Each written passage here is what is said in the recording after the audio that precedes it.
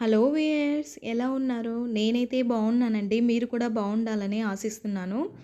మరొక మంచి వీడియోతో అయితే మీకు యూజ్‌ఫుల్ అయ్యే వీడియోతో మీ ముందుకు వచ్చేసానండి.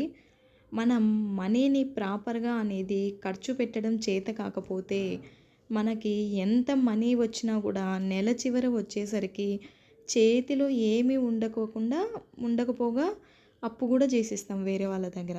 ఎందుకు ఇలా అవుతుంది అనేది ఈ వీడియోలో అయితే చూసేద్దామండి.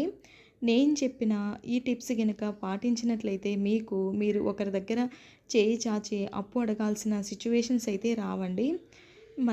మన దగ్గర సేవింగ్స్ చేయడానికి మనీ ఎక్కడి నుండి వస్తుందంటే, మన హస్బెండ్ ఎంతో కొంత మన ఖర్చులకి, ఇది ఈ మంత్‌కి నీ ఖర్చులకి, మన ఇంటి ఖర్చులకి అని చెప్పి కొంచెం అమౌంట్ ఇస్తారు కదా! ఆ అమౌంటే మనం చూసి చాలా జాగ్రత్తగా ఖర్చు పెట్టాలండి. ఆ ఇచ్చిన అమౌంట్‌లో మనము ప్రాపర్‌గా బడ్జెట్ ప్లానింగ్ అనేది వేసుకోవాలి. ప్రాపర్ బడ్జెట్ ప్లానింగ్ అనేది లేకపోయినట్లయితే ఉన్న అమౌంట్ మొత్తం ఖర్చు చేస్తాము. మళ్ళీ మనకు అవసరం వస్తుంది కాబట్టి తిరిగి అప్పు చేయాల్సిన అవసరం వస్తుంది. మనం ముందే మిడిల్ క్లాస్ వాళ్ళము. మన మిడిల్ క్లాస్ వాళ్ళకి లక్షలు లక్షలు రాదు కదండీ! వచ్చేదే తక్కువ. వచ్చిన దాంట్లో మనం ప్రాపర్‌గా ఖర్చు పెట్టకపోతే ఏమవుతుంది? అప్పు చేయవలసింది వస్తుంది. అప్పు చేయక అప్పుడనేది తప్పదు. సో, మన మిడిల్ క్లాస్ వాళ్ళం అనేది బడ్జెట్ ప్లానింగ్ అనేది చాలా జాగ్రత్తగా వేయాలండి. వేసే దాంట్లోనే ఉంటుంది. మనం అప్పు చేస్తామా? చెయ్యమా? అనేది. సపోజు మనకి ఒక 5,000 ఇచ్చారనుకోండి మన హస్బెండ్ 5,000 ఇచ్చినప్పుడు ఏ దానికి ఎంత ఖర్చు పెట్టాలి? ఇప్పుడు కిరాణా సరుకులకి ఎంత ఖర్చు పెట్టాలి ఈ నెలలో? వెజిటేబుల్స్‌కి ఎంత ఖర్చు పెట్టాలి? పాలకి ఎంత ఖర్చు పెట్టాలి? కరెంట్ బిల్లుకి ఎంత ఖర్చు పెట్టాలి? దాంట్లోనే ఇచ్చిన 5,000లోనే ఎమర్జెన్సీ ఏదైనా అనుకోకుండా అవసరం వచ్చిందనుకోండి, దానికి ఎంత అనేది అందులోనే ఆ 5,000లోనే, అంటే మీ అమౌంట్‌ని బట్టి చెప్తున్నా. నేను ఎగ్జాంపుల్‌గా 5,000 తీసుకున్నాను. ఆ అమౌంట్‌లోనే మనం అనేది ప్లానింగ్ వేసుకోవాలి. అట్లా దేనికి ఎంతెంత అమౌంట్ అవుతుంది అనేది మీరు ఒక ప్లానింగ్ ప్రకారం బడ్జెట్ వేసుకున్నట్లయితే, ఆ బడ్జెట్‌ని ప్రాపర్‌గా మీరు వేసుకొని, ప్రాపర్‌గా ఫాలో అయినట్లయితే మీరనేది కరెక్ట్‌గా సక్సెస్ అవుతారు. సక్సెస్ అయ్యి ఇంకొకరి దగ్గర మీరంటూ చేయి చాచి అడగాల్సిన, అప్పు చేయవలసిన అవసరం ఉండదండి. ఎందుకంటే మీరు అందులోనే అనుకోకుండా వచ్చే ఖర్చులకు కూడా మీరు ఎంతో కొంత సేవ్ చేస్తున్నారు. సో, ఎగ్జాంపుల్ ఎమర్జెన్సీ జ్వరం వచ్చిందనుకోండి. జ్వరం వచ్చినప్పుడు మనం గినక మన బడ్జెట్ ప్లానింగ్‌లో ఎమర్జెన్సీకి సేవింగ్ లేకోకుండా జస్ట్ ఉన్న అమౌంట్‌ని నార్మల్‌గా మన ఖర్చులకే దాన్ని ప్లానింగ్ ఏసామనుకోండి.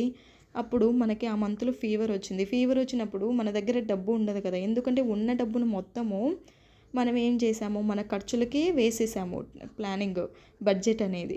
సో, అప్పుడు ఇంకా హెల్త్ అన్నప్పుడు ఖచ్చితంగా హాస్పిటల్ అన్నప్పుడు చూపించుకోవాల్సిందే కదా! అప్పుడు మన దగ్గర ఉండకపోతే వేరే వాళ్ళ దగ్గర అప్పు చేయవలసి వస్తుంది. అలా అవ్వకుండా ఉండాలంటే మనకు ఉన్న అమౌంట్‌లోనే ఎంతో కొంత, ఒక సేవింగ్ అనుకోండి, ఎమర్జెన్సీ ఫండ్ అనుకోండి, ఏదైనా అనుకోండి, అందులోనే మనం ఎంతో కొంత అమౌంట్‌ని ఒక సెపరేట్ పెట్టాలి. పెట్టి అలాగే ఇప్పుడు సపోజ్ ఫర్ ఎగ్జాంపుల్ మీరు కూరగాయలకు ఒక 2,000 అనుకున్నారనుకోండి.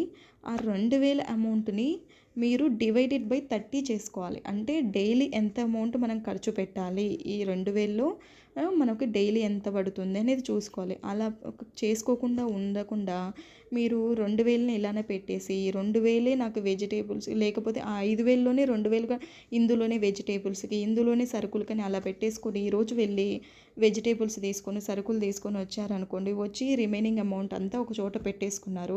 అలా పెట్టినప్పుడు నెక్స్ట్ డే ఏమవుతుంది, మీకనేది ఇంకా దేనికి ఎంత ఖర్చు పెట్టాలో ఒక అర్థం అవ్వదు. సో, అలా కాకోకుండా మీరు దేనికి సపరేట్ పెట్టుకోండి. కిరాణా సరుకులకెంత అని ఇంకొక సపరేటు పౌచ్‌లో గానీ అట్లా పెట్టుకోండి. ఇంకొక పౌచ్‌లో వెజిటేబుల్స్‌కింత అని సపరేట్ పెట్టుకున్నప్పుడు, వెజిటేబుల్స్‌కెళ్ళినప్పుడు ఆ వెజిటేబుల్స్ అమౌంట్ ఎంత కొన్నారో మిగిలిన అమౌంట్‌ని వెజిటేబుల్స్ పౌచ్‌లోనే వేయండి. అలాగే కిరాణా సరుకులు కొనగా మిగిలిన అమౌంట్‌ని పౌచ్‌లోనే వేయండి. అప్పుడు దాంట్లో ఒకవేళ ఇన్ కేస్ మిగులితే మంత్ వచ్చేసరికి అందులో మీరు గనుక మిగిల్చే మీరు ఇందాక పెట్టుకున్నారు కదా ఎమర్జెన్సీ ఫండ్‌లో కానీ, సేవింగ్స్ ఫండ్ అందులో వేసేయండి. అలా పెట్టుకోండి. అలా కాకోకుండా అంత అమౌంట్‌ని ఒకే దాంట్లో కలిపేసినారనుకోండి, మీరేమనుకుంటే ఇప్పుడు డబ్బులు దండిగా ఉంది కదా! ఎక్కువ ఉంది. స్టార్టింగ్‌లో ఏమనిపిస్తది ఎక్కువ ఉన్నట్లు అనిపిస్తుంది. ఎక్కువ ఉన్నప్పుడు మనం ఏమనిపిస్తాము? ఎక్కువ ఖర్చు చేస్తాము. అలా ఖర్చు చేసినప్పుడు చివరిగా వచ్చేసరికి మన చేతిలో ఏమీ ఉండదండి. అలా ఉండకపోవడం వల్ల మనం ఏం చేస్తాం, ఆ రోజు లేదు కదా అని చెప్పి ఇంకొకరి దగ్గర చేయి చాచుతాం. అలా చేయకుండా ఉండకూడదండి. అలా చేయకుండా ఉండాలంటే మనం అనేది ఈ టిప్ ఫాలో అవ్వాలి. అలాగే గ్రాసరీస్ అనేటివి మనము కొందరు ఏం చేస్తుంటారు, డైలీ ఏ రోజుకి ఆ రోజు మిగిలిస్తున్నామని చెప్పి ఏదో ఏ రోజుకి ఈ 100 గ్రామ్స్, 150 గ్రామ్స్, 50 గ్రామ్స్ అలా తెచ్చుకుంటుంటారండి. అలా తెచ్చుకోవడం వల్ల చాలా లాస్ అవుతామండి. అలా కాకోకుండా మంత్‌కి ఒకసారి గానీ, లేకపోతే 15 డేస్‌కి ఒకసారి గానీ తెచ్చుకున్నట్లయితే అమౌంట్ సేవ్ అవుతుంది. ఎందుకు అమౌంట్ ఎక్కడ ఎలా సేవ్ అవుతుందంటే, మనకి ఎంత ఖర్చు చేస్తున్నామో తెలుస్తుంది. అలాగే అప్పుడు కొంచెం కొంచెంగా తీసుకుంటే రేట్ అనేది ఎక్కువ వేస్తారండి. కొంచెము ఎక్కువ క్వాంటిటీలో తెచ్చుకుంటే గనక కొంచెం రేటు తగ్గుతుంది. దానివల్ల మనం అమౌంట్ అనేది సేవ్ చేయగలుగుతాం. ఇప్పుడు ఫర్ ఎగ్జాంపుల్ వెజిటబుల్స్ తీసుకోండి. పావు కిలో తీసుకున్నప్పుడు ఒక రూ. 2, 3 ఎక్స్‌ట్రానే ఉంటుంది. అలాగే కేజీ తీసుకున్నప్పుడు కొంచెం తగ్గుతుంది. ఒక రూ. 5 అలా. అలా ప్లానింగ్ చేసుకొని తీసుకోవాలి. మనం అలా కాకోకుండా ఎలా పడితే అలా ప్లానింగ్ లేకుండా, ఒక బడ్జెట్ లేకుండా తీసుకున్నట్లయితే ఖచ్చితంగా మనకి అప్పుల పాలనేది అవ్వకుండా తప్పదండి. అలాగే విలాసాలకి అంటే పక్క వాళ్ళు చూసి మన ఫ్రెండ్సు, స్నేహితులు, బంధువులు, ఇరుగు పొరుగు వాళ్ళనేవాళ్ళు బాగా ఉన్నారని చెప్పి మనకి మన శక్తికి మించిన ఖర్చులనేటివి పెడితే గనక అప్పు చేయకుండా తప్పదండి. ఇప్పుడు వాళ్ళని చూసి మనము మన బడ్జెట్‌కి ఎక్కువ మించిన ఖర్చులు చేశామనుకోండి, వాళ్ళ ఇంట్లో అవి ఉన్నాయి, ఇవి ఉన్నాయి అని చెప్పి మనము కొనాలని మన శక్తికి మించినటివి కొన్నామనుకోండి, ఏమవుతుంది? మనం అప్పుల పాలవుతాం. రేపు అప్పుల పాలవుతే మన ఫ్రెండ్సు, మన స్నేహితులు, ఇరుగు పొరుగు వాళ్ళు ఎవ్వరూ పెట్టరు గదా!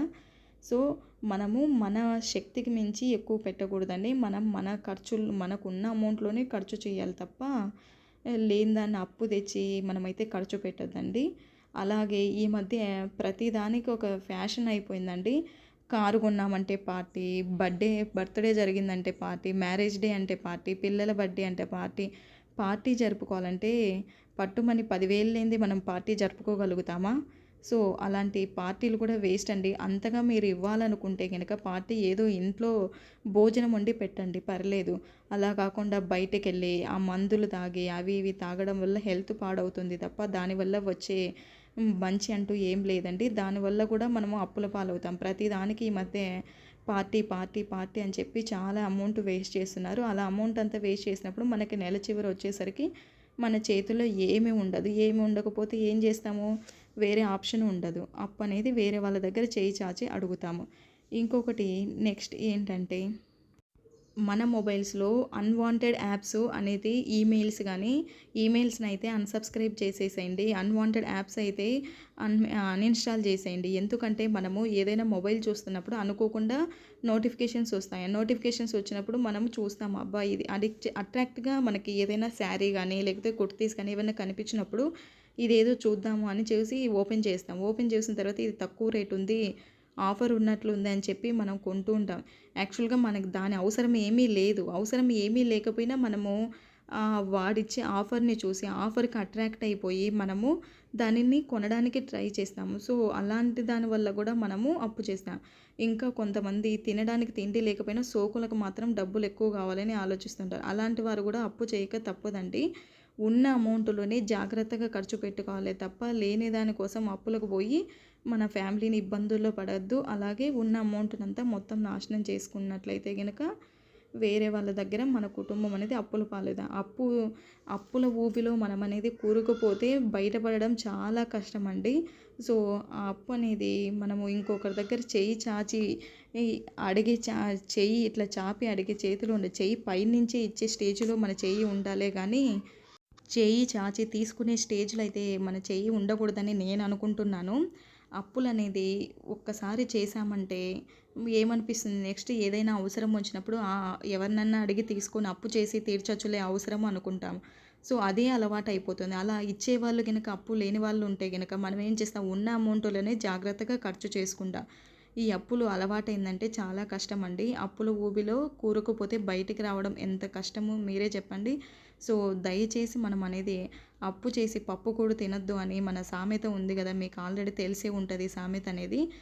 మనకి పూర్వకాలంలో అనేది అన్నం అనేది పప్పు అన్నం తినాలంటే అది ఎంతో బంధువులో ఎవరో వచ్చినప్పుడే చేసేవాళ్ళు. ఎందుకంటే అప్పుడు రాగులు, కొర్రలు, సోమలు ఇవి తినేవాళ్ళు. బియ్యం తినాలంటే చాలా ఖరీదని చెప్పి తినకుండా ఉండి ఎవరైనా వచ్చినప్పుడు మాత్రమే పెట్టేవాళ్ళు. అదే అంటారు. అప్పు చేసి పప్పు కూడు తినకురా అని. సో, మనం విలాసాలకి అనుకోని ఎట్లా పడితే అలా ఖర్చులు చేసినట్లయితే గనక మనము ఇంకొకరి దగ్గర అప్పు అనేది ఖచ్చితంగా చేయకుండా ఉండలేము. సో, మనం గనక ప్రాపర్ బడ్జెట్ ప్లానింగు, అలాగే లైఫ్‌ని బిందాస్‌గా గడపాలి. అలాంటి ఆలోచనలు పక్క వాళ్ళని చూసి ఏదో ఇవి, అవి కొంటూ ఉన్నామనుకోండి, మనం అనేది అప్పు తప్పకుండా చేయవలసింది వస్తుంది. అలా చేయకుండా ఉండాలంటే నేను చెప్పిన టిప్స్ అనేది మీరు పాటించండి. ఖచ్చితంగా కొంత అమౌంట్ అనేది సేవ్ అవుతుంది.